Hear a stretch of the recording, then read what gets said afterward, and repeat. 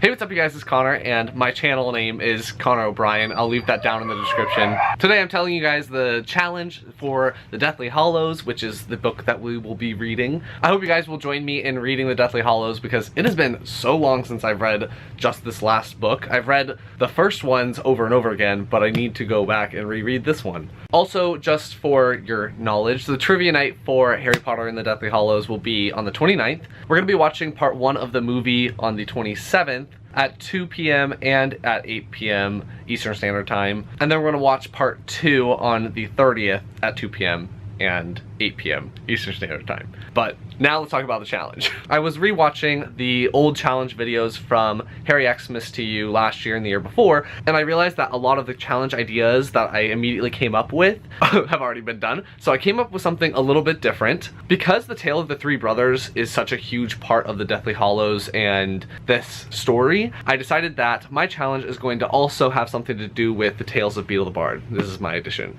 Oh. So the challenge is that you need to write all the words that I have down in the description, and you're gonna put 12 in one cup and the second 12 in a different cup, and then you draw one from both cups, and then you have to create a story that links in with the Harry Potter world. Similar to how the Tales of the Three Brothers links into the Harry Potter world because the Deathly Hallows actually exist, and other stories that are in this, like the Tale of the Hopping Pot or something like that, where people have to use their magic for good or else bad things happen. So I want you guys to create some type of short little story that interweaves with the Harry Potter world. There's not really going to be a time limit, one, because I can't prove that you are doing this immediately, and two, coming up with a short story that has to do with the Harry Potter world is harder than most other challenges. So you don't have to immediately tell me your story. You can think about it just for a little bit and then say it. So I'm gonna go ahead and cut up these different words. I have things like Centaur, Mermaid, Giant, Dragon, Owl, Hippogriff, those kinds of words. I should have done this before.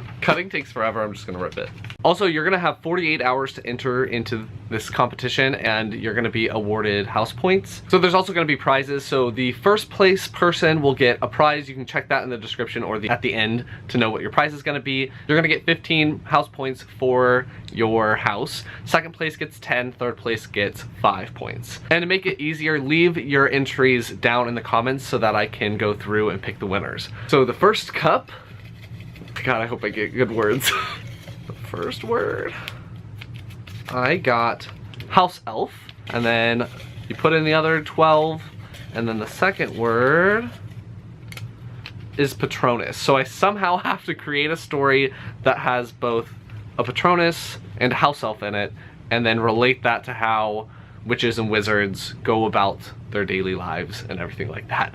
So, be back in a sec. Alright, so I thought about it and I wrote a couple of things down so I don't forget to include Patronus or anything like that. So now I'm going to tell you my story. There once was an elf named Azalea, and she lived in a meadow with all of her elf friends and family. Once, while wandering and exploring the forest, she ends up running into a witch. The witch and Azalea became very quick friends and were able to create really complex spells together that they couldn't individually do on their own. They found that their magics were, although different, equally as powerful and incredible. People started getting jealous of them, and other wizards and witches started disliking Azalea. They started spreading rumors about her and about other elves, and they started spreading that Azalea and the other elves would take over the human wizard and witches. You see, they feared how easily complex spells came to these elves, and Azalea specifically. And so to protect themselves, the wizards and witches started to root out these different elf families and try to imprison them. Because the elves' magic was not the same as wizard magic,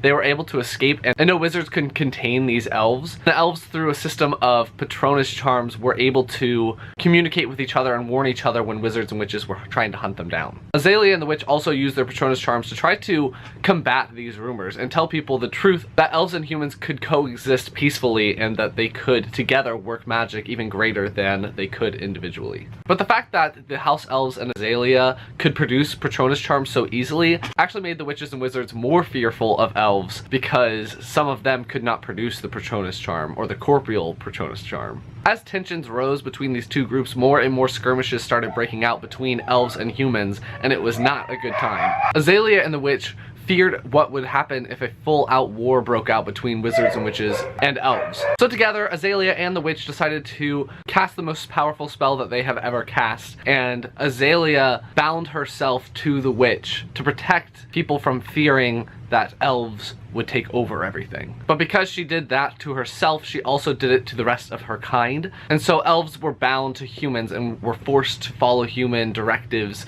until a time when humans and elves could coexist equally together again. Little did Azalea know that she would be trapping her species into slavery until more recent times.